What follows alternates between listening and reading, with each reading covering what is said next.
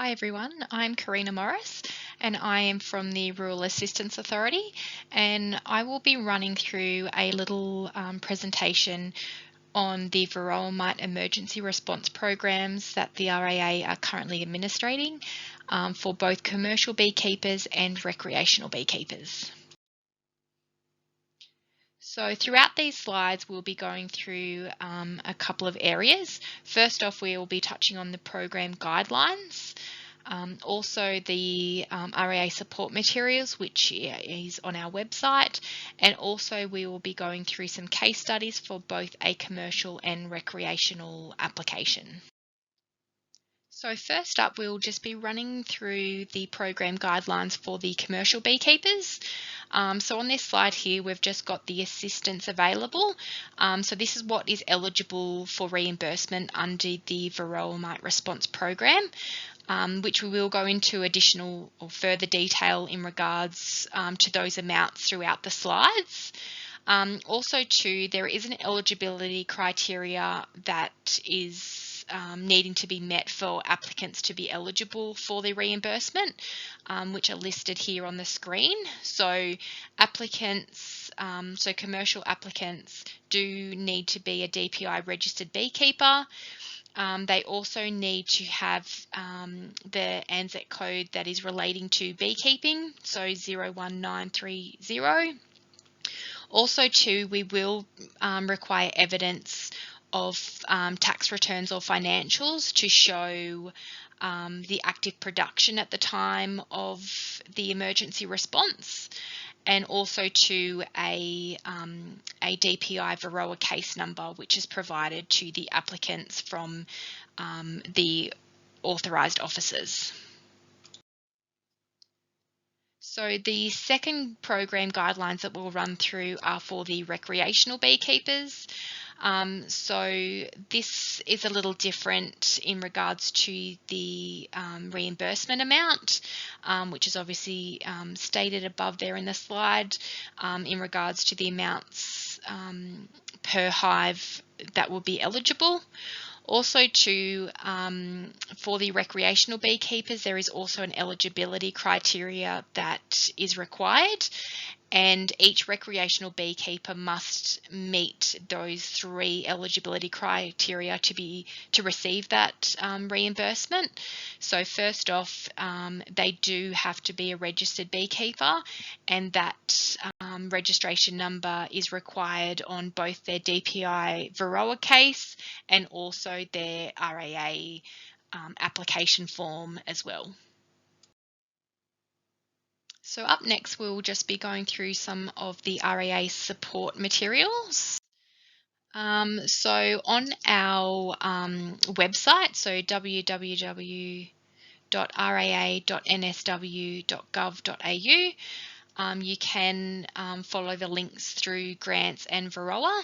And on this website, there is information in regards to the program. So we'll have our program guidelines, also our frequently asked questions, the RAA contact details, and also to other links to DPI and other information for this response.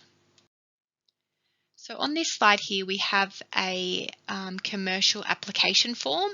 So this is what the applicant will need to complete on the RAA website to submit for reimbursement. The next slide here is an example of the recreational application. So not as much detail as the commercial, but obviously although mandatory fields are required before submitting the application. So next up, we will be running through a case study or an example of the application form and how we process the reimbursements.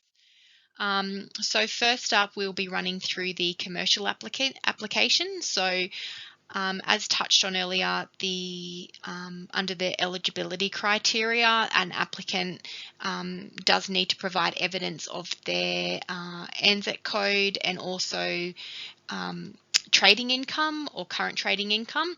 So there's just an example of what information the RAA need to cite to pushed through their application.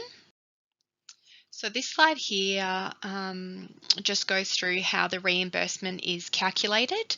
So the RAA calculate a reimbursement from details that are on the completed acknowledgement form, and we cross-reference that information, and the figures are calculated then from Schedule 1, 2 and 3 of the REA guidelines. So this is just an example here for an applicant that had 303 hives destroyed. So we would then calculate that information from the figures in both Schedule 1 and also Schedule 2 and Schedule 3. So as mentioned, the information on the DPI acknowledgement form, and we would then ensure that the figures are calculated correctly from these schedules in the guidelines. Noting that the foregone honey is calculated per hive, so that $117 is calculated per hive from the acknowledgement form as well. So once an application is completed, the applicant will be notified of the total reimbursement via phone and email. Once this email has been sent, those funds will be processed within 10 business days.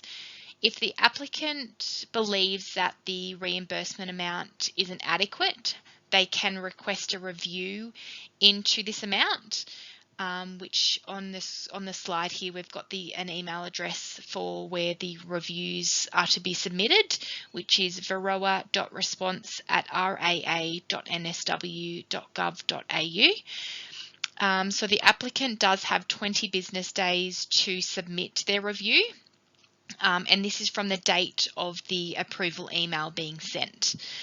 And the appeal will then be heard by an independent review panel within RAA, and the applicant will be then notified if additional funds would be released under this program.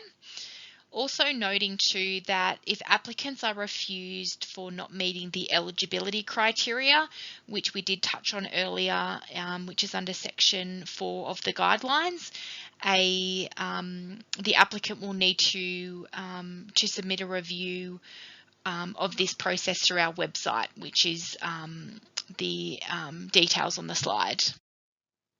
Up next, we have an example of a recreational application and how this is then calculated. So the information is derived from the completed DPI acknowledgement form and is then calculated from figures in Section 3.1 of the guidelines, which indicates the available reimbursement per hive. Please noting that the acknowledgement form is required to have the beekeeper registration number and also the case number clearly stated on there. Once the calculation has been completed on the recreational assessments, our assessment officers will contact the applicant to confirm bank details and also the amount of reimbursement, and that would be paid within 10 business days. If the applicant were to be refused due to not meeting the eligibility criteria, the applicant can request a review into the refusal within 20 business days, and these refusals are to be lodged through the RAA website, and this information is actually provided to the applicant in that refusal process. And we've just got here on the slide the process of the appeal for this one.